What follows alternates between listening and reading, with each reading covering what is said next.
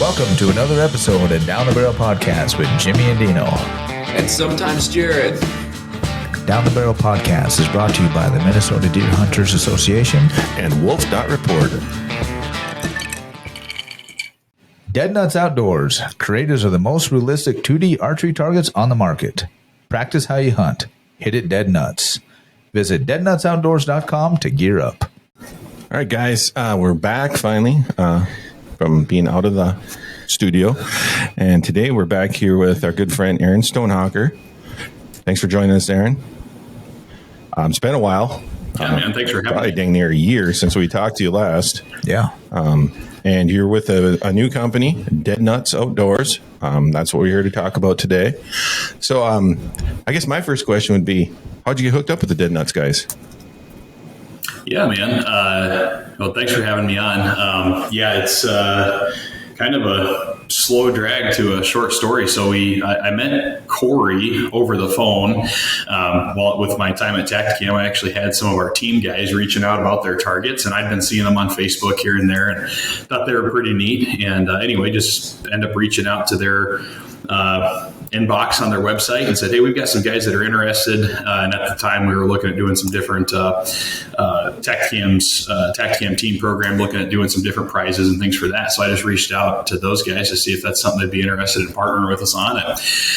Ended up talking to Corey, I think he called me, and I think we talked on the phone for 2 hours, just an awesome dude. And just got to know him a little bit, heard the story behind the products, and just kind of left it as one of those general cliffhangers of, man, if there's ever anything you need, or just you guys are new to the industry, if there's any way I could ever help, keep me on speed dial, basically. So we had a few text exchanges here and there. He's a huge elk hunter, and he kept me drooling with elk stories and elk pictures over a couple years. And then I had the opportunity to dive a little deeper with these guys here, stepped away from Tacticam last September, and looking to get back in the outdoors industry after a few months, and had the opportunity to reach out to Corey on something a little bit more unrelated, but we just got to picking up where we left off. And he's like, man, I'd love to just pick your brain about what there is to do and how to dive a little deeper, on the grassroots level side of things with the industry. And I said, man, I'd love to help. So really just kind of reached out to a buddy, and good timing on their end. They were looking to start picking up some steam with their business. Everything was kind of a DTC only, website sales, things like that,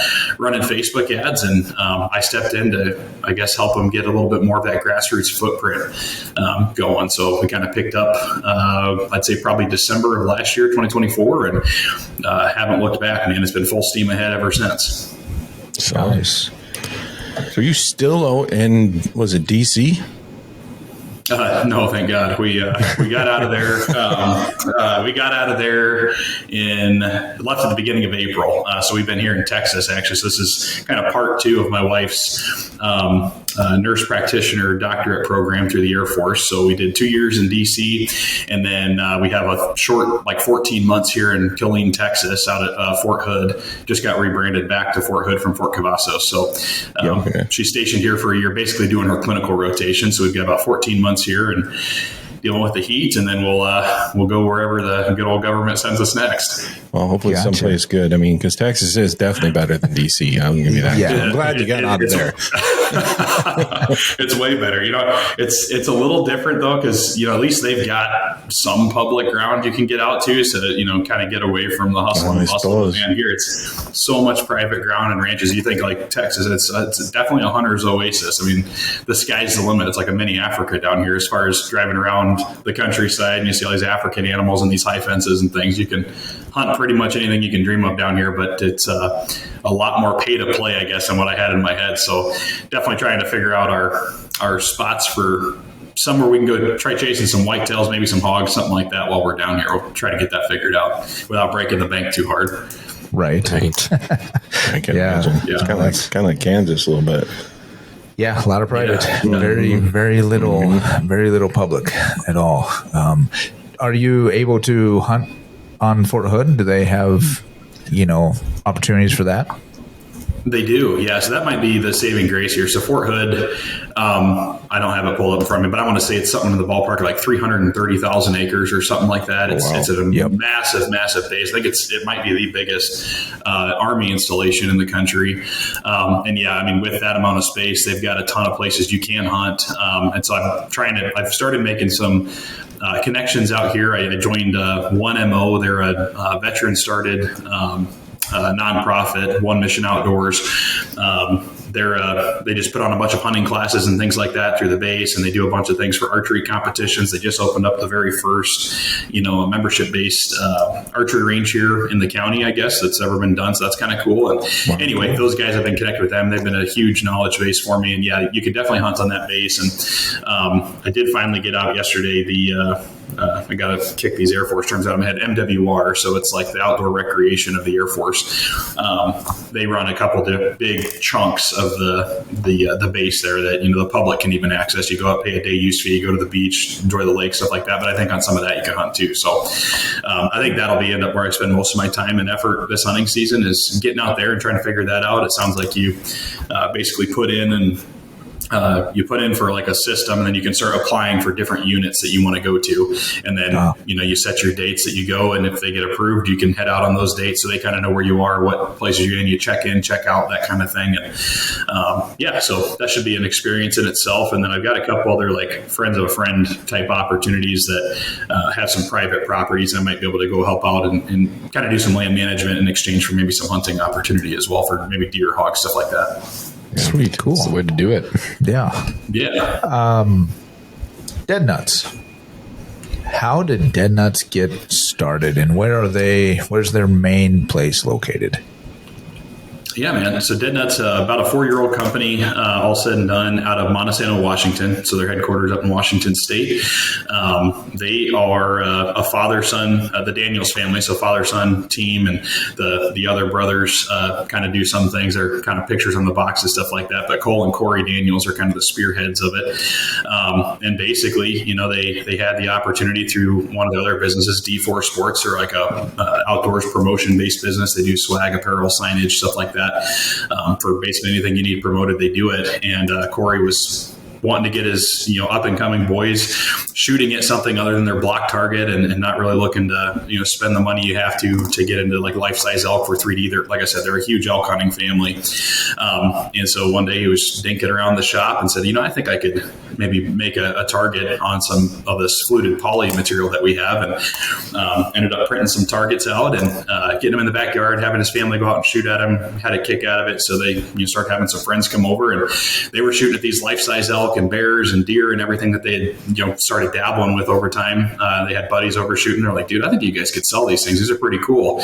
And so then Cole, his brainchild was the website, all the tech side of things that his dad didn't want to get into. And they got a website launched, and they tossed the products up there, started selling a good handful of them. And then over the last about year and a half, they started sinking some real juice into like the advertising on Facebook and that kind of stuff to kind of start letting the world know about them a little more. And sales kept cranking. And then now we're here today where we've got a full-blown dealer program. We're involved with some conservation groups. So you'll start seeing some targets at conservation banquets around the country. Just had a call today with Rocky Mountain Goat Alliance. Might be doing some cool stuff with those guys, and just getting them out there, getting them in front of people a little bit more than just seeing them on the website, advertising. Right. So.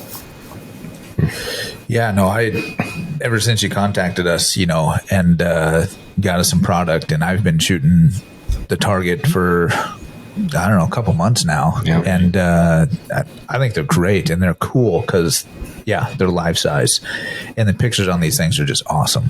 Yeah. I was really amazed at even, because when you think about it at first, it's like, okay, how long is this thing going to last? Is it durable? Well, I left it out on my big block target for 2 months, and that was I probably got it maybe into March. So, we were up and down in temps. It got snowed, rain. It blew off the target 2 or 3 times, found it in the mud, picked it up, wiped it off. I don't know. It's still in pretty good shape. It looks like the day I took it out of the box. Yeah. Mm-hmm. Yep. And the holes that it puts in it are just minimal. So it works really nice. These things they're great. Well, they're fun to shoot. They are fun to shoot. Mm-hmm. Yeah. I kind of like, it sounds like, I'm already forgetting his name, Corey's kids, sick of them just shooting at the block target. That can get old after a while. And I just love having the life-size target where there's not that like obvious vital zone circle, like just aim for the dot. This is like real life hunting training. Like you need to have a basic understanding of deer, bear, elk anatomy to know where you should be aiming. And I just think that's a lot of fun. Right. And that brings up the Vital X. The Vital X. Yeah, that's kind of neat. Yeah, especially when you're looking at elevated shots and stuff. Yeah, right. But we should let Aaron explain what the Vital X is. Right. I'm sure he could do a better job. Way better, yeah. No, you guys are nailing it. But yeah, 100%, man. Their mantra is hit the spot, not the dot. And like you said, the images that they choose, they're really picky about, like I said, if you're going to blow these things up to be life-size elk, bear, mule deer, whitetail, pronghorn, whatever, it's got to be extremely high resolution. And the thing that blows my mind every time I get out and shoot it, just like you guys said, is like you can see the hairs on the animal. So it's just like you're at full draw looking through your peep at a real animal. You're literally picking the hair or the spot in the hair that you're trying to shoot at, just like you're looking at a real animal. And then, kind of taking that experience to the next level is their Vital X series. So they partnered with a company called Quiv AR. It's kind of a play on words there for the archery world. And basically, this allows you to take your 2D target, you shoot your arrow, you walk up, and you can, if you have an iPhone, as of right now, it's an iOS only program. They're working out all the Android stuff currently. But you can take your iPhone, you tap the quiver chip on the back of the target and step back, and it'll actually give you the real internal anatomy of what that animal is, just like an X-ray machine, basically, with your phone. So you can scan the target, you can walk 360 degrees around your target, and it follows you with it, just like you're looking at a real 3D anatomy of that animal.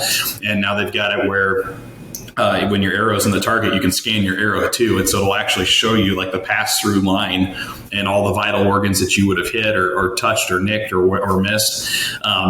As that arrow trajectory is. So you talked about, maybe shooting from a tree stand. It's going to show you the arrow's trajectory through the animal, the organs that you would have hit or missed in there, any angle you can imagine. So yeah, that's a huge upgrade to that. Just the tech in general. The point is to get you shooting at as real as you can to an animal. But now you can actually see, okay, like this is why this was or was not a great shot, or how could I have done that a little different to make that a better shot. Right. Yeah. So I was just saying, you can adjust the layers, and you could say like, all right, let's take the bones out, let's take the guts out, and basically you could get it down to just I only want to see the heart and where my arrow is in relation to that heart, and I just think it's so cool. Yeah, for sure. Yeah, I usually end up leaving the guts on mine. Yeah.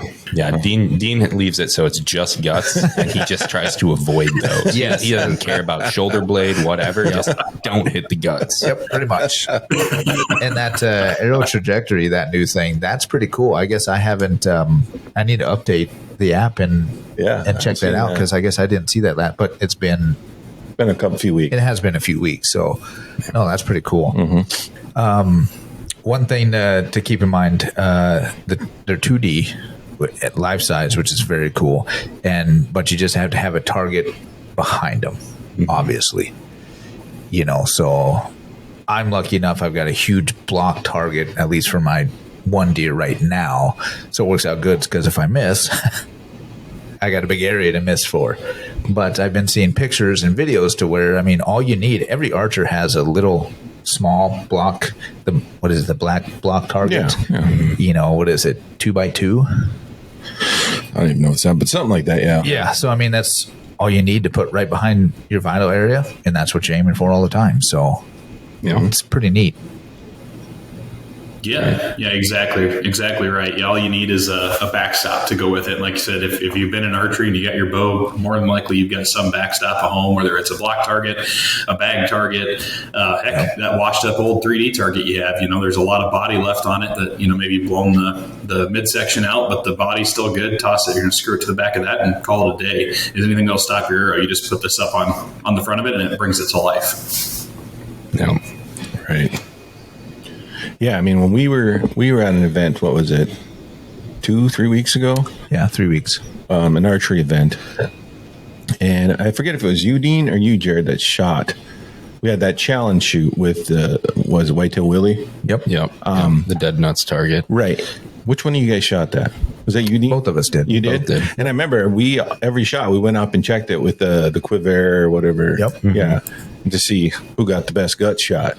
And Dean, it was 5 arrows. Yeah. Dean got 5 gut shots. I had 3 double lungs and 2 hearts. Right. Yeah. It was just neat to walk up there so we could compare who actually got the better shot. right. Because we're all in the kill zone, but like you could see who hit the heart. Yeah. So that was pretty neat. I like that. Yeah, it's very cool. And so we did it as a challenge shot for this archery fundraiser event, and it was a popular. Yeah. A lot of people showed interest in those targets. Yeah, they really did. Yeah. And we had it at what, 40, was it 42, 41 yards? 30. It was 30. Oh, yards. 30? Yeah. So, it's got that little thin line around The vitals. your vitals, but at 30 yards, you can't see that. So, Right. again, you're So aiming it's for the like you're spots. actually hunting. Yeah. Yep. That's the cool part about it. And I think that's what everybody liked about that target, too. Right. Oh, for sure. So. Yeah. No, it's fun. Yeah, man, that's awesome, and they've actually upgraded that. So that little thin line you're talking about, they had that the original targets. Like when I got into them, for example, they had that thin line that kind of outlines your general, like covers the heart and usually like the main body of the lungs on whatever the animal is, and then they'd have their like I don't know about 1.5 inches, 2 inches of space around that, and that was actually your core cutout. But guys, because that area can get pretty big with guys shooting at it like it's a real animal. You're not trying to pick one tiny spot on that animal, like a 3D or something that has a little circle. So the pattern of your arrows can be pretty big, and you can end up shooting out what they call the donut, which is like the back of that vital zone that you stick the vital against. They actually upgraded all their vitals to like it's a kind of that rounded square cutout. So your core that you use replaceable is a lot bigger, so there leaves a lot more margin for error, but it still leaves that vital line in there. So that's kind of an upgrade they did to that vital section too. That's really nice. But yeah, so and then if you really want to compete with your buddies, like you said, go up, tap it with your phone and see who got closest to the heart, or pick an artery on the heart, or whatever you want to do, and who gets the highest score that way. It's kind of a fun little game because you ultimately don't know what you hit until you scan it. Right. Yeah. Exactly. Yep. Yeah, you're all really close, but But I always win.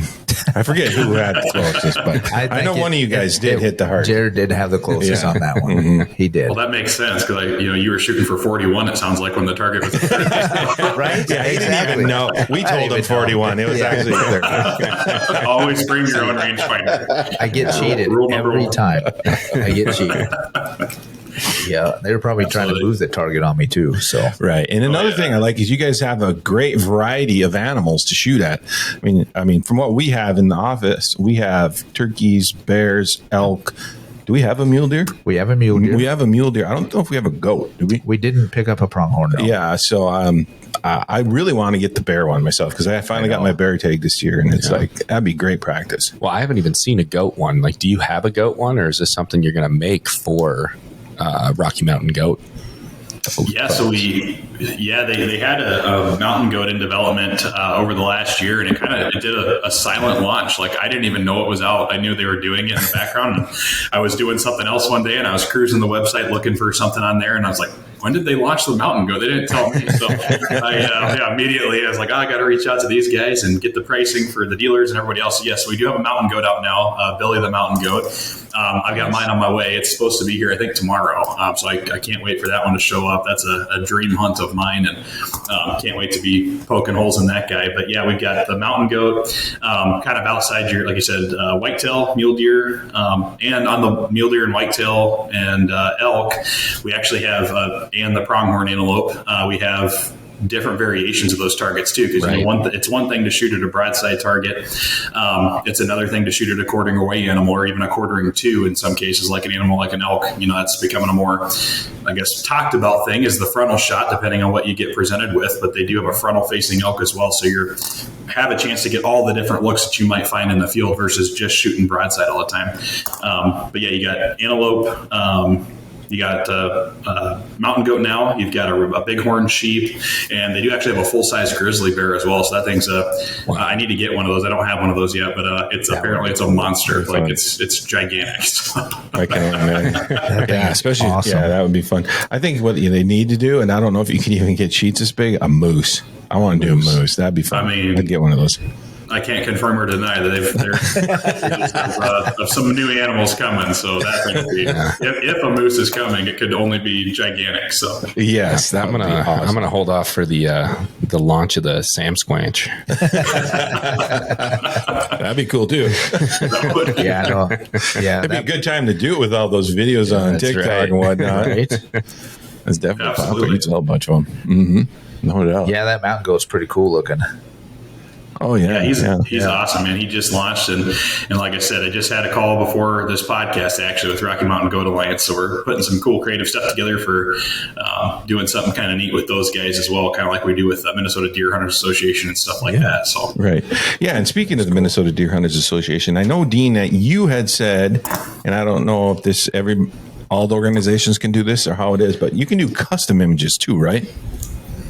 yeah, we can. And so, that was one of the things, talking with Corey originally, and I first got my hands on my first targets, and, my time in the outdoors industry, I've done a little bit of everything for the companies I've worked for. But the thing that was kind of always nearest and dearest to my heart was working with the conservation organizations and in the marketing world. I was a park ranger before I got picked up to work in the outdoors industry. And so that's always kind of right up my wheelhouse. But anyway, I took one look at this, and I'm like, every organization for basically every animal we have has some sort of a foundation around it, right? And I'm like, I don't know why you couldn't just get these involved in every outdoors conservation group. But yeah, we do custom stuff, man. So, on the shorter term, because this is the first year that we've partnered with conservation groups, so we've got some dollars going and sponsorships to different organizations like the Minnesota Deer Hunters Association, and we actually work with super cool dudes like Dean to put together custom packages. So yeah, coming soon. Now I know you're full of shit. How much did you pay him to say that? There's no money exchange hands. Okay. All right. Let's send me a bottle of that bourbon you're sipping on. But yeah, it's coming soon to a Minnesota Deer Hunt Association chapter near you, and you guys might have the opportunity to get a one-of-a-kind exclusive branded Deer Hunters Association whitetail package. So we'll have a couple of our whitetail willies in there that are customized only. You can only find them at these chapters, but then some of the other stuff we're working on behind the scenes is going to be truly getting, maybe a custom one-of-a-kind animal maybe as early as next year that you guys only at your events would see. So the public one, you can go to see it on the website or anything. So a lot of cool opportunities there. When you're using, things like what we do with images of real animals, you can get pretty darn creative with it. And, at the end of the day, the more exclusive it is, the more money we can raise to help support your guys' missions. And that's kind of what it's all about. So it's just, it's my gears turning, and guys like Dean's gears turning, and all going to a good cause, man. So we're all about supporting that however we can. Yeah, you heard it here first. You can get your very own Dean's gut shot deer target. We'll call that one nothing but we'll call that one the beer belly willy. There you go. It'll kind of look like one of those zombie deer, but right. We're gonna have to get Quiver to go into more detail on the guts for that one. Exactly. As soon as you go over the guts, it's just my face right there. Pops out like Fonzie. Hey. No, but that is cool that you can do custom stuff.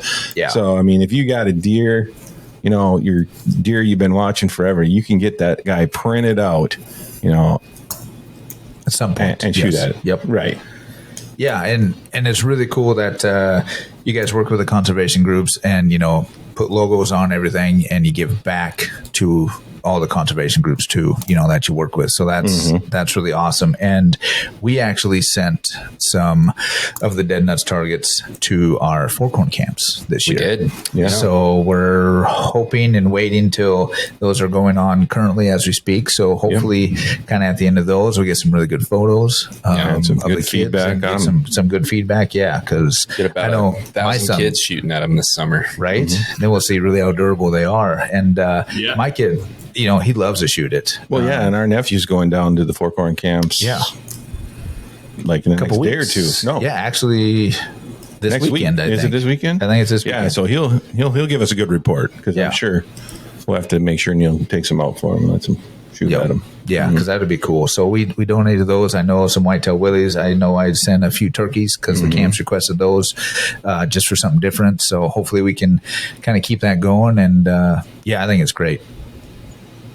Yeah, I think they're really good educational pieces for sure. For sure. I was saying, and that's where the heart of this company is. It was started to educate youth hunters coming up on again shooting that real animal, getting as many reps as you can, and as a realistic target backdrop as you can, and different looks that you can, and all that good stuff. And with you guys having those 4-corn camps like you do, I don't think there's a better fit for giving back to something like that. That's right where the heart of Deadnuts is. Yeah, absolutely. And then with that quiver, I mean, the kids can see that and learn about the anatomy of the deer. Yeah. Well, and I just think it's awesome that kids, when they're just getting started, to have to shoot at a target that isn't a dot, Right. They have to learn, and they do learn the basics of deer anatomy in an ethical kill shot, but to have to then put that into practice. Right. Because when we were at that event a few weeks back, it was interesting, because the archery community, while not as big as it should be, there's a lot of different types of archers out there. Right. There's the people that just go and shoot at their range, or they just shoot 3D, or they're avid hunters and they go to the range for practice. And you could tell who those people were as soon as they got to the Deadnuts challenge shot, because either they were lined up, full draw, that arrow's flying, or they were, well, where do I aim? Yeah. Right. Yep. It's like, well, first time not shooting at a block. Here's what we're going to do. This is kind of the area you're going to shoot at. Yeah. And you can show them why. Yep. So, yeah, the kids really love it. Yeah, and it's even a little how different. cool is it? I mean, you're going to get bored shooting at a block. Yeah. And they're so realistic. Yeah. Like you said, you can see right down to the hairs. Yeah. Well, and the other nice thing is the price point and everything. So, you go buy a Glendale buck. Right. They're not cheap. They're huge. They're heavy. You're putting it in one spot. You're not moving it around. Right. Or at least not as much. No. And you're still aiming. You're not aiming for that spot. You're still just aiming for the dot. And those Glendale bucks aren't exactly anatomy correct? Anatomically. That's a big word. It is a big word. There's a lot of N's and A's in it. But to where with the Deadnuts, it's obviously realistic. You can move it around, and price point is better. Well, and you can store it easily. Right. It fits in a box. It fits in a box. I mean, that's why I like, because I actually have a Glendale buck. And for the first couple of years, I did take that thing in and out of the house, and it is a pain in the butt. It's heavy, it's big. And I know, I mean, you've been shooting the Deadnuts targets now for months. Yeah. And put it in a box, put it in the garage. Yep. Easy. Yep. I mean, I've had one in my truck for 2 months. Probably my target. It probably is your target. Yeah, man, that's kind of the unique thing too. So you're talking a full size elk, a full size bear, full size deer, and like you said, you get into 3D. And they're I don't think anyone argues that it's fun to shoot at 3D targets, but man, it's definitely something to talk about. They got to stay outside and get weather beaten over a year or two before the foam starts degrading out of them, because they are a pain to move in and out, or you storm in a shed or whatever, and they're just the space they take up. We get a lot of like hunters education people and groups and things that are out there, or NASP programs that are starting to look at Deadnuts because the storage space it takes to host a 3D use of stuff. Right. But yeah, you can. I mean, I think I've got 10 targets now back there, and we moved from Maryland just at the beginning of April. Here we moved here, and my entire range came with me. I've got 3 blocks. I've got one Sever like a dense foam block, and 2 standard Morel like foam targets or whatever.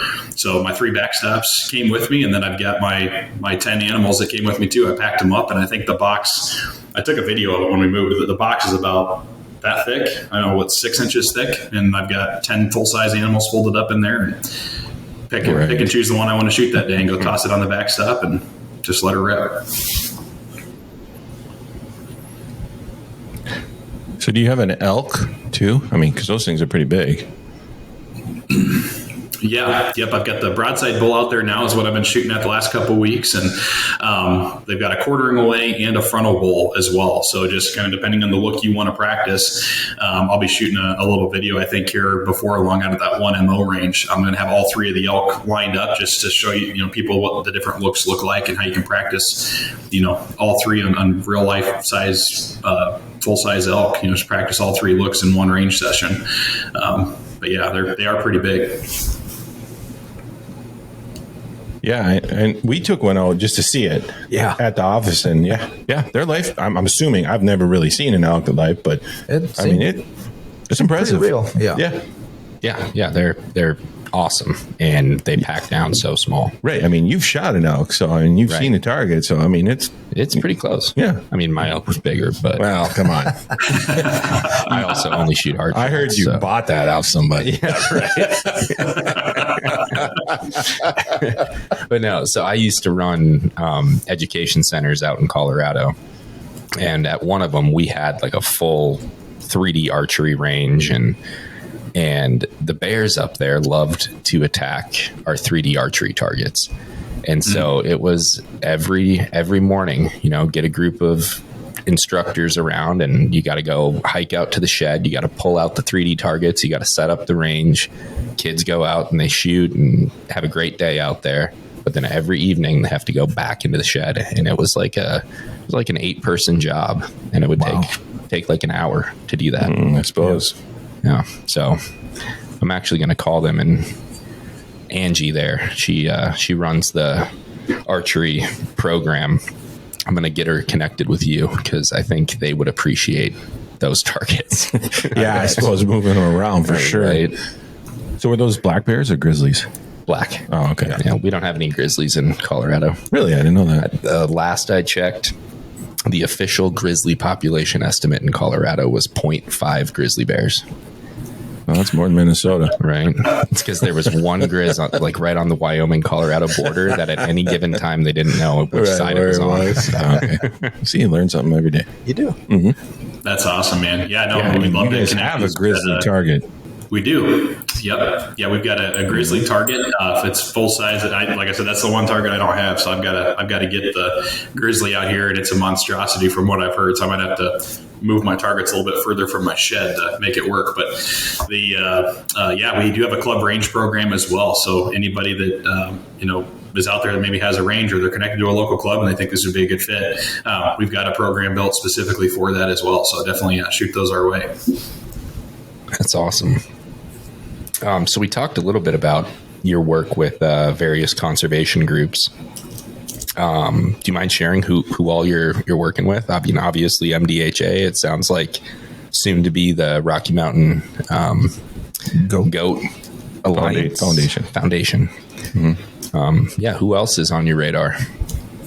Yeah, man. So the Minnesota Deer Hunter Association, we're the very first partnership in the conservation space with Deadnuts. So super, super proud stamp on that one.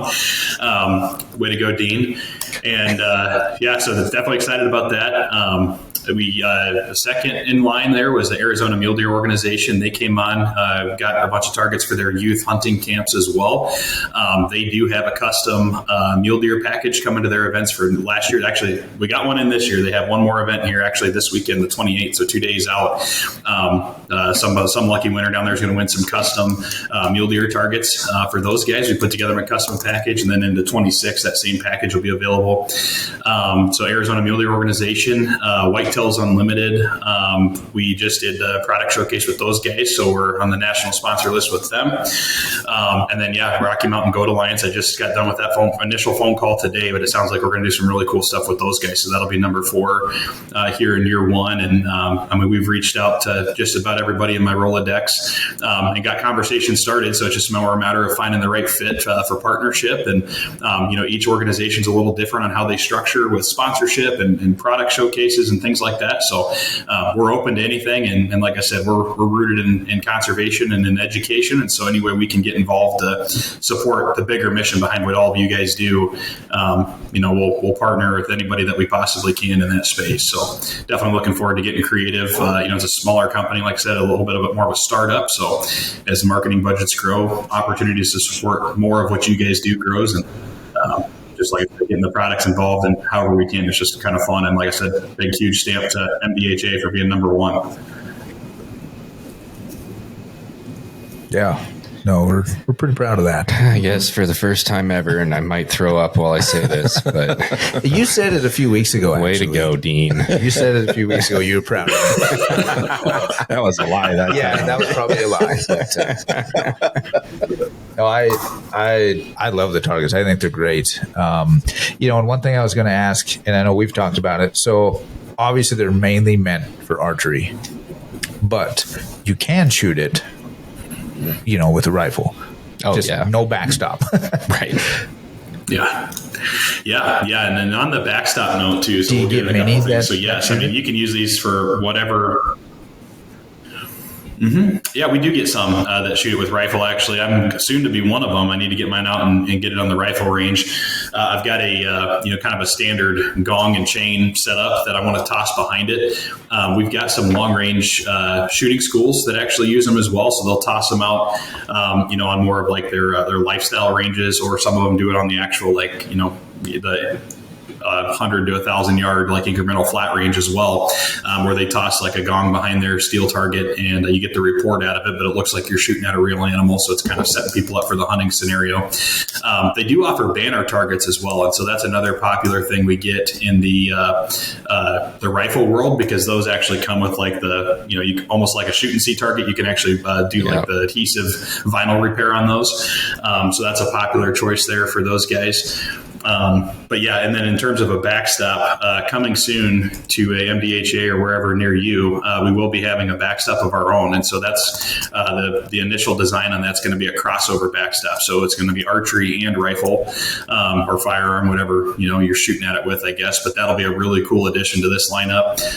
But yeah, to answer your question, it's kind of similar on the rifle side as it is on the arrow side. The hole that the bullet puts in is 100% dependent on the size of the bullet you're shooting. So the core vital section should last you quite a while, and it's just as simple as popping it out with the replacement when that one gets shot out. So Yeah, I mean, that would last you a lifetime, Dean. It would, because I only shoot once a year. And for my rifle. And in the gut. still on, boy. Because Let's go. I never hit the vital area with my rifle either. I usually aim for just above the head. Just headshot. Yeah, it's easier. Or a foot. I've shot the foot off of my target a lot. They don't have feet. Exactly. So the backstop that you mentioned, you said archery and firearm. Can you talk about that a little bit? I mean, what does that look like? So it's it's not top secret, but it's classified. So it's we'll be a little proprietary on that. But basically, the concept is that you'll be able to buy one backstop and use your target for anything. Is the concept. Cool. So definitely looking forward to more of that coming out, and hopefully by 26 we'll be seeing those hit the market. So that'll be a pretty neat addition. Kind of complete it, right? Because the only thing you need with a Deadnuts target now is a backstop. So for people that maybe don't have a backstop, or instead of buying two different backstops for different applications, you can just get the Deadnuts backstop and call it a day. Yeah. Nice. When you said we're talking about the backstop, I was picturing back to our tour of APF. Was that 2 weeks ago now? Mm-hmm. Yep. They had that, what did they call that machine? The bullet capturing machine. Yeah. That thing was crazy. Yeah. Yeah, I don't know. I would never pull a trigger into that, but apparently it's safe. Well, I'm sure they've done it a few times. Well, yeah, but you're shooting a 300 Win Mag, 6 inches, and it just tumbles the bullet and spits it out the bottom. It's crazy. Yeah. Well, that machine was like $1 million. So I'm hoping the backstops are a little cheaper than that. Well, slightly. Right. Yeah. No, that would be a handy addition for sure to have that option on the website. You bet. So Along with the moose. Right. Mm-hmm. So I suppose there's no real, but what's your top seller? I mean, would it be like the whitetail willy, or is it the elk? You nailed them. Got one, number 1, number 2. So whitetail willy, it goes. I think the broadside elk outperforms the whitetail willie as of right now. So broadside elks are the most popular, and then you have the whitetail willie series, broadside and quartering away, and then the mule deer is a third. So the smallest seller that we have, except for I'd say the billy goat, because that guy just launched, is the turkey actually. So turkey's the least popular target that we have, but that was a little strange to me when I was talking to these guys. They're from Washington, right? And so like I started talking to them about the turkey hunting demographic in the Midwest and the East Coast and the South, and they're like, "What are you talking about? Like people hunt those?" Like it was like mind blowing to them that that's something they knew that was something people hunted, but like the turkey hunting culture for them was way. They had no idea how big that cult following is. So that's something that we're working on as well, is getting those exposed to more turkey hunters, and I think you'll see that pick up. And the cool part with that is they're smaller, so there is a 2-pack that they're putting together. So you get 2 turkeys for the same price. You get like 1 of your deer targets, for example, and the kill zones are a little smaller, so you get 4 kill zones instead of the 2 that you get with like a deer or an elk. So your turkey target should ideally last you a lifetime. Yeah, so I was saying, at least the turkey hunters that I know around here, the vast majority shotgun hunt, Correct. Right? And I mean, I think the Deadnuts targets are super durable, and you could probably pattern your gun a handful of times on there. But when you're patterning a gun, a shotgun, it's pretty hard to know which shot belongs to which time you pulled the trigger. True. You know? Yeah. And so I think until you really identify that archery turkey hunting community, which we all are a part of. Right. Yeah, you gotta really target the archery turkey hunters for those targets to take off. And then I think, that's my next target I'm going to buy is the turkey. Yeah. Because it's just such a great one to practice on. Yeah, 100%. Yeah, you're spot on, because it's a dedicated archery target. And, when we first kind of hit the ground running with the conversation of dealers and, ranges and all this stuff, it was really easy to go excited on like, anybody can shoot these. But at the end of the day, like right now, it's true to that core of the archery community. At the end of the day is what these are set up for, ideally. And then when you get to the turkeys, that's the first thing I told them. I said, if you guys really want to get and bite the head off this turkey thing, like you need to get a replaceable head on one of these turkeys and let the guys just blow it off. That's right. And then, because that you're able to shoot the head off your turkey, and then, like you said, get your pattern down or whatever. So that may or may not be in development as well. So. Right. Well, and even the archery hunters, there's so many people out there with what do they call those, cleaver broadheads or guillotines? Whatever? Guillotines. Yeah. Yep. Yeah. So maybe the head just needs to ball off. It's just like a flip down, flip up situation. Exactly. Right. Flip top head. Like tackle dummies, just bounces back. Right. That'd be awesome. Bad idea. Hey, if you ever need an idea guy, I'm here. Hey, that's all we need, right? Is idea guys. You didn't say good ideas. Yeah. Just ideas. I do not guarantee that any of them will be good. Hey, we can always try. Yeah, but so far the flip down turkey head and the Sasquatch target, those are free. Okay. I'll start charging you from here on out. No, you got it. Yeah, we'll be nice and give you some royalties on those ones either way. I might have to send just a picture of Jared too. That would be cool. Now you're Jared target, right? Jared target. That would be awesome. Go for it. No, I think they're cool targets. I think everybody should get one. I can't wait till I start seeing them in more places. Obviously, I really want to only see them in our store. Right. But, just to get in more places and more conservation groups is awesome, and have people, shoot them all the time. So. Right. Well, Dean, what you can take out of this is if you do start seeing them everywhere else, you were the first, bud. I was the first. You were the first. Boom. You were the first. I'm gonna get that on a shirt. There you go.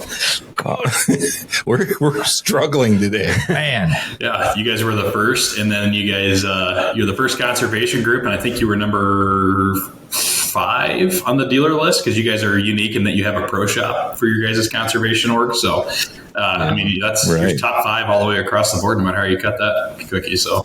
Heck yeah. Way to go, Dean. That's about the only time I've been top 5 ever. Hey, there you go. You're clearly not top 5 archers in the state from what I'm understanding. So. Yeah. Nope. Right. Dean, I am trending towards a proud feeling in your direction. Trending, thanks. I'm going to put that on a Skewed t-shirt. toward that. Yeah, exactly. I see how it is. Yep. No, I don't know. Is there what else? Yeah, I want to know what else is Dead Nuts. I mean, is there other? I mean, you definitely agreed that there's a moose coming. I heard that. You got this. He said he cannot confirm I know. or deny, I'm just but going we with know he's what it definitely means. agreed. I'm waiting for the moose. Bullwinkle, let's call him that. That Bullwinkle. They got the backstop coming, which is top secret. I'm looking forward to that. Is there anything else? Any other thing we can talk about? Flying targets for flu arrows. targets. You know, you got grouse Frisbee grouse targets. society. I like you got Ducks Unlimited. Yep, These people need to get involved too. that would be sweet for the flu community. Call it the flu mallard Right. or flu drake. That'd be sweet. We've got they actually kind of fun fact, I guess, a little bit off the archery side of things, but as far as ducks go, they actually have utilized their same technology to make wings for some of your motion decoy companies, which has been pretty sweet. Yeah, so you've probably seen decoys out there that, unbeknownst to anybody, had technically Dead Nuts, or I guess D4 Sports was producing the wings on some of those. So that's kind of neat. But yeah, new target ideas all the time. We're in no short supply of ideas. So that's why we're just not in the budget paying space of giving you guys money for ideas right now. But the ideas are huge. It's the development that takes a while. So there's more that goes into these. You know, they kind of seem like a really simple thing, but even since I've been with them, it's kind of surprising how much development goes in there, from finding the right images and the right animal for the most part, and then because everything's based around education, so you got to have the highest res, and you got to have muscle definition and different things that they look for in these photos to pick the ones they pick, and then from there converting that to the image stuff that they need to make it print right, and the colors that go into it and all the stuff. It's a pretty complex process actually, and then they have it's a really small team. So like I said, it's a father-son team, and myself, I kind of do hybrid marketing sales for these guys, help them build programs, things like that. But then other than that, there's 2.5 guys in their warehouse out of Washington that are dedicated to the Dead Nuts brand. And they do everything from printing the targets, cutting them out by hand. They do all the packaging. They, each box is individually packaged and stickered. And, from start to finish, it's a very hands-on type of a product, I guess. So it's kind of neat, supporting that small American business and 100% made in the USA. Can't really ask for more, but definitely a small operation right now. So you're really supporting the grassroots level American dream here. Yeah, and I was going to ask you about cutting them out. So they do it by hand. Yeah, so that's impressive. They started out doing by hand. So like some of the cuts now, they've got some of their machinery will cut them out, so like the actual like outlines and stuff. Okay. But the like all the targets do fold up, so all those fold cuts are hand cut in the target, and they've got to be precisely aligned and all that. All your vinyl is cut on hand, and so they have a lot of stuff that is still very hands on. And obviously, as they get more business and can grow and scale, some of that stuff will get a little bit less, but it's a very hands-on process. Right. Because me and you, Dean, we've handled several of these targets. We've opened the boxes, and those are some of the most secure boxes I've ever seen in my life. I'm glad someone else said they do that by hand. Oh my God! If you need a blowtorch.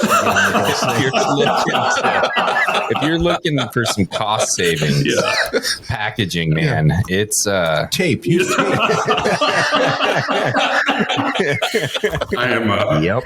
Hold on. Can you say that again? I'm going to record this live for Corey. Exactly. Yeah. Glue is evil. Dude, it's surprising. And their new boxes are a little bit tougher than their old ones. So that's I got my first like the new version target the other day in the mail. I was shooting some videos for the dealers, and I was going to shoot an unboxing, and I started tearing into it. I'm like, I stopped the camera, dude. So I'm like, I'm breaking a sweat. My knuckles are bleeding. I was like, holy crap. But, right? Yeah.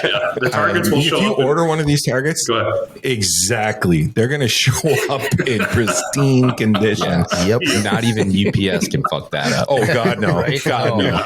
Yeah, it's Yeah. and it's crazy how they're folded up into these boxes Perfectly. Yeah. Perfectly. And they do that by hand? Yeah, and then when you unfold them, there's no creases in the print at all. It's awesome, and you can. And I've pulled mine in and out of the box.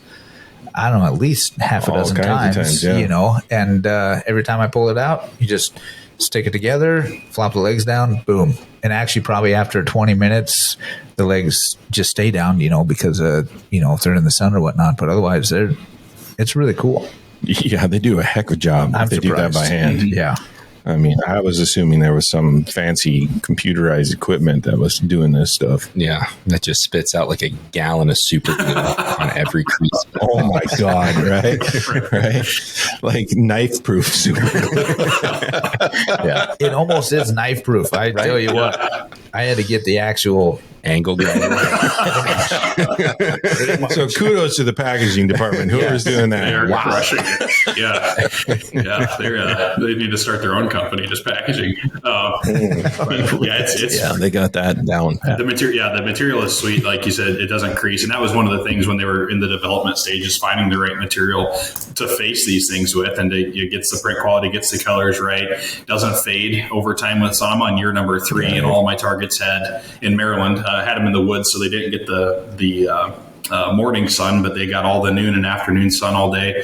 And then here in Texas, we're on almost in the month number 3 now in Texas. I mean, we get all day sun in our backyard here, and they're rock solid. So the material on that won't fade on you, which is awesome. It's going to maintain that lifelike quality for as long as you. Like I said, I'm on year number 3, and all my targets look like I got them out of the box yesterday, with the exception of the few stray Dean holes I've got in them. But and then they don't crease, which is cool, because that was another thing too. It's like, you don't, when you're picking a spot, not the dot, the concept, you can't, the less stuff that'll happen to the front of that target, the better. So the material doesn't crease on you, and that's an intentional choice of material, because if you start getting creases, you start seeing lines, and you start getting different things on there that take away from that realism. And that's just something that they did a really good job picking the right material for that. Yeah. Yeah, and these things, I mean, they have full cutout antlers. Yep. I mean, ready to rock.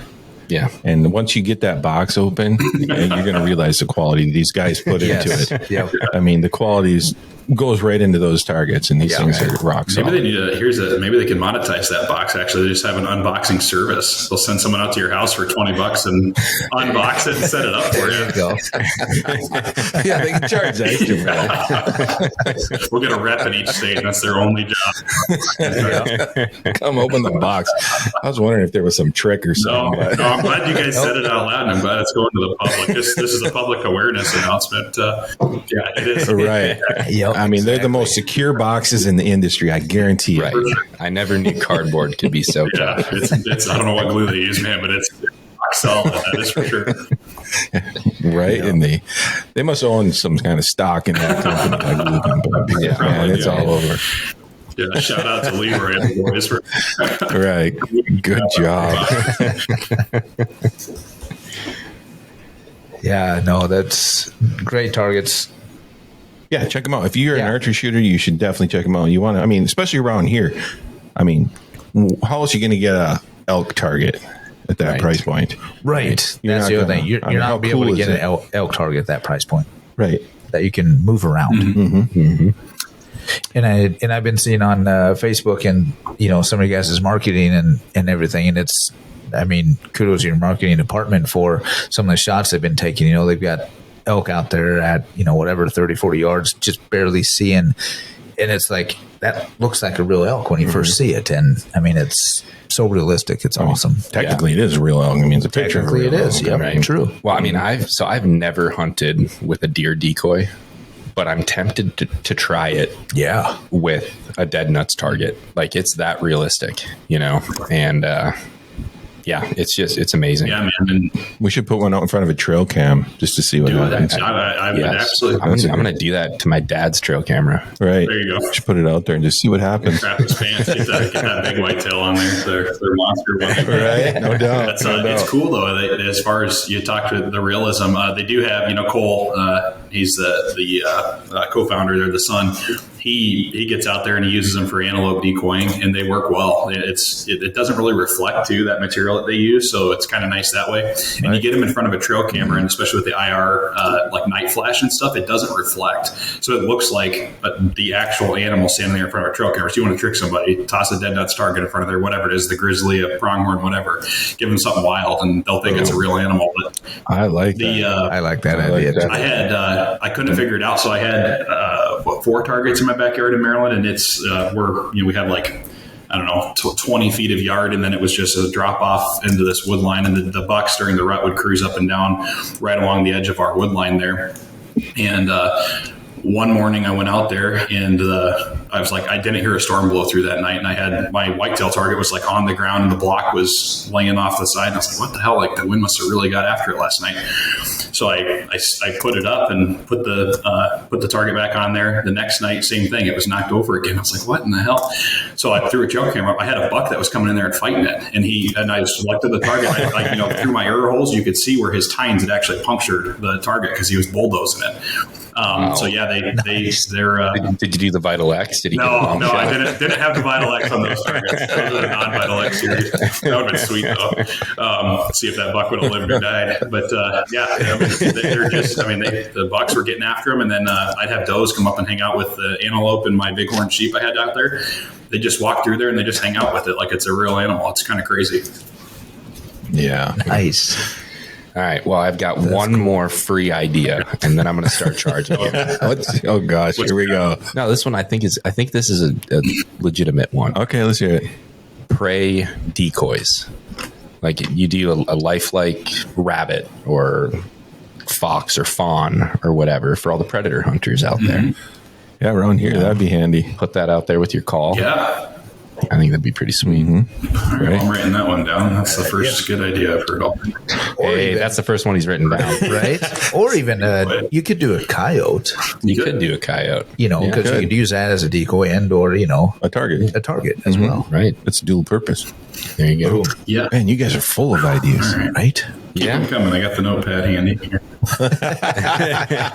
No, you talked earlier about new animals. So yeah, we like I said, moose has been in discussion. Possibly caribou's been in discussion. Coyote, you guys just mentioned that one. That one's been in discussion. So there may or may not be some new things coming down the pike. Release dates are a little bit tentative. Like I said, there's a lot more than what you would think design work that goes into the background of a new animal. So a lot of it has to do with that. And then once they've got that down, then it's kind of fine tuning the printing and everything that goes into getting it on the material and into the production line. But then it's on to the with the new Vital X stuff as well. Currently, the Vital X offerings are limited to the broadside only animals. They'll soon be getting them into the quartering away, quartering two in the elk case. So you'll see those get expanded as well. But then, like I said, new targets, once that's in development too, they'll have two different options, one with and without Vital X as of right now. So a little bit of production time in there, but there are some new stuff coming. Yeah, that's cool. So do they offer the Vital X on the black bear, or do they plan to? Yeah, they do. Yep. It is on the black. Because do we have one of those targets? Yes, we do. The last targets that we got in were all Vital X. Really? So on the black bear, I think it's critical. Because it is. The kill zone on those things is kind of in a weird position. It is, yeah. It's totally different than shooting a deer, and that's really where, in my opinion, it shines. We most of us, at least grew up, started hunting deer. Unless you're truly like from the western part of the country, maybe sort of broke your teeth on elk or something. But we all kind of have that vision of where we need to shoot an elk or a whitetail or a mule deer. It's all kind of that same general location, but black bear is different for sure. Right. You get a lot of outfitters. Working the outfitter side of things for different companies in the past. It's you get a lot of outfitters that offer bear hunting, and it's very surprising how many hunters screw that up. They get up there and they shoot a bear where they just are mentally trained to shoot, like on a whitetail, and a lot of bears either go injured and maybe live, maybe don't, but a lot of hunters draw blood and don't come home with something because they wound a little more bears than they kill because they just shoot them just a little too far forward. Right. Sounds like a good marketing, tool there for these bear outfitters. Yeah, absolutely. To teach these people where to hit with that Vital X.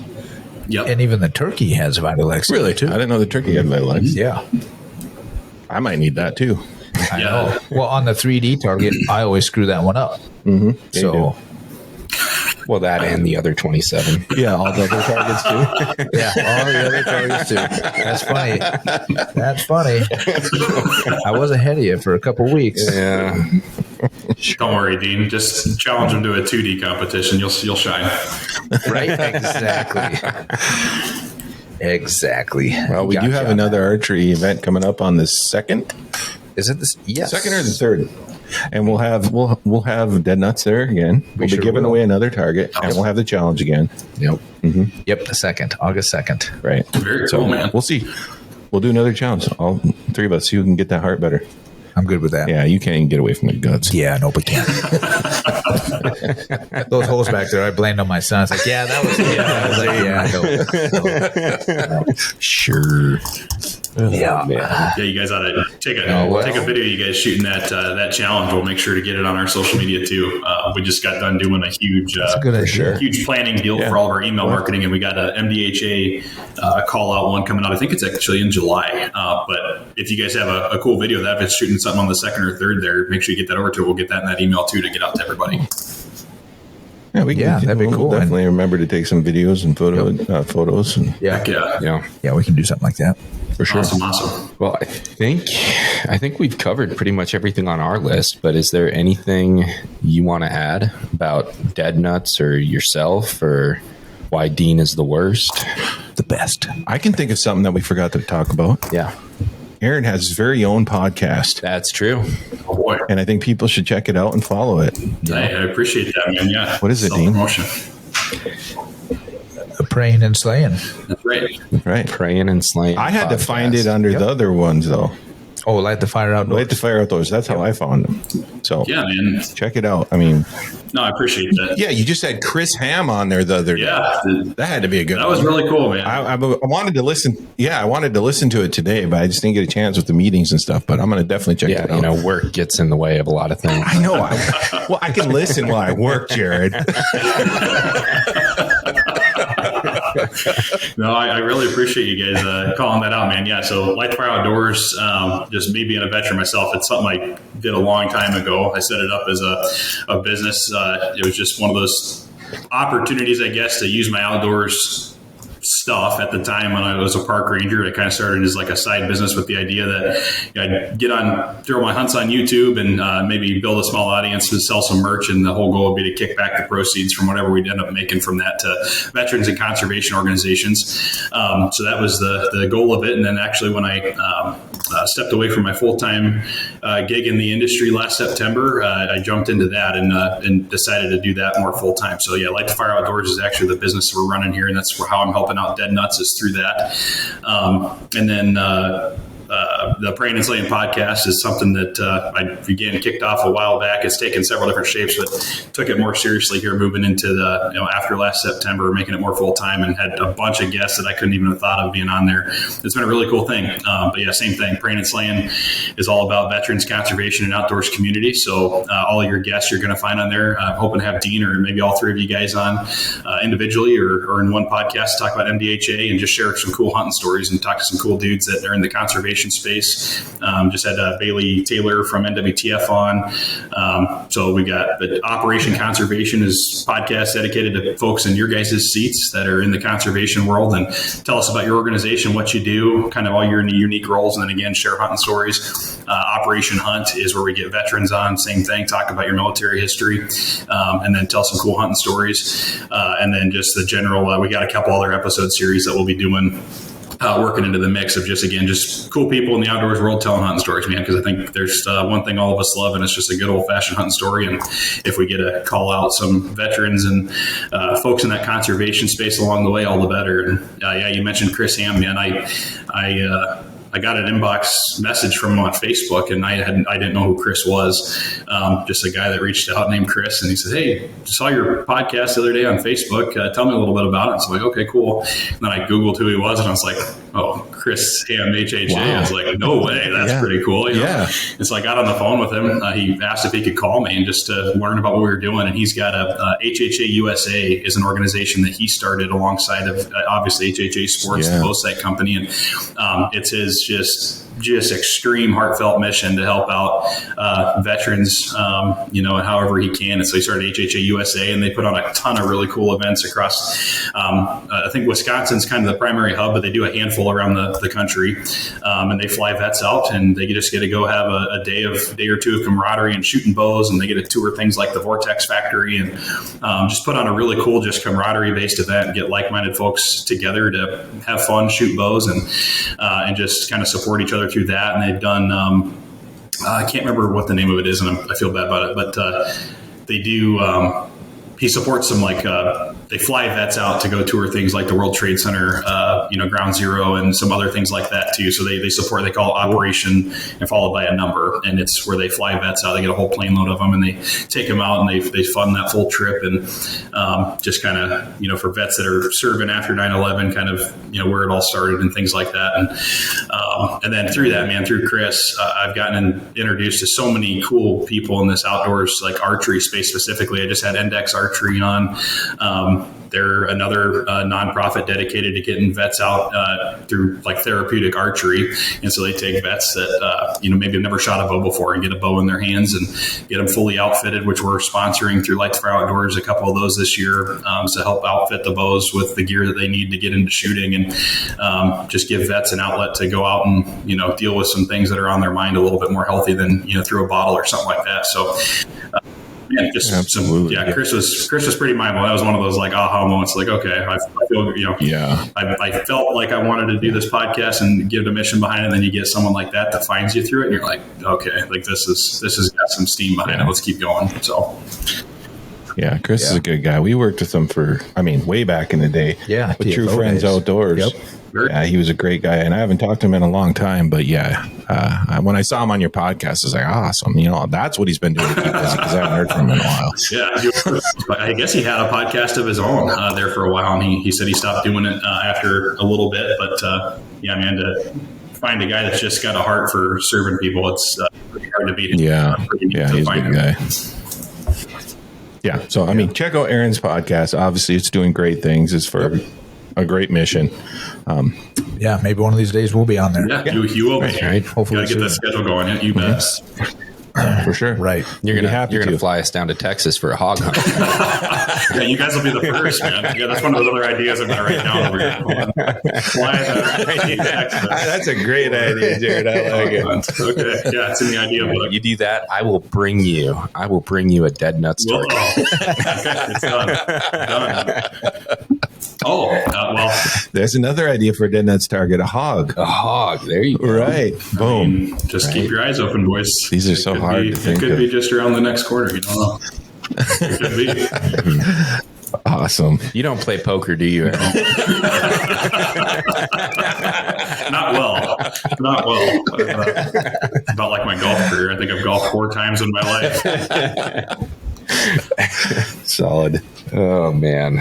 Awesome. Well, thank you so much for taking the time to chat with us today. Putting up with us. Yeah, man, it's been fun. Right. And saying all those nice things we paid you to say about Dean. We appreciate it. He needed the morale. Somebody had to. I did. Dean, right? Like we usually spend about an hour on the phone, and 45 minutes of it is him just offloading all this crap you guys dump on us. Yep. And then we finally get to business the last 15 minutes. So if you guys would just play off just a little bit, I think he could probably produce more. Maybe a little bit. Exactly. Still wouldn't be much. We appreciate you providing that outlet for him. That's what we're here for, baby. Let's go. Yes, I appreciate everything you do. I'll send you that. Absolutely. I'll send you this next month's invoice here. With the holiday, I want to make sure it gets out to you guys. Keep up the good work. Yeah, I appreciate it. Right. Yeah, no, but thanks for coming on, and always good to talk to you. And be sure to check out Deadnuts Outdoors. Right. At deadnutsoutdoors.com. Light the fire. And Light the Fire Outdoors Praying and Slaying podcast. Right. Yeah, man. On YouTube. That's where I found it. Yep. Yeah, awesome, guys. I really appreciate it. Thank you so much for having me. Yeah, thanks for coming on. Minbow. Member driven, bow hunter focused. Join today at mnbowhunters.com. The Minnesota Deer Hunters Association has been building our hunting and conservation legacy over the past 40 plus years through habitat, education, advocacy, and legislation in Minnesota for Minnesota. The Minnesota Deer Hunters Association and Wolf Dot Report proudly sponsor this podcast. However, please note that the opinions, topics, and guests featured may not necessarily align with the views, beliefs, goals, or mission of our sponsors.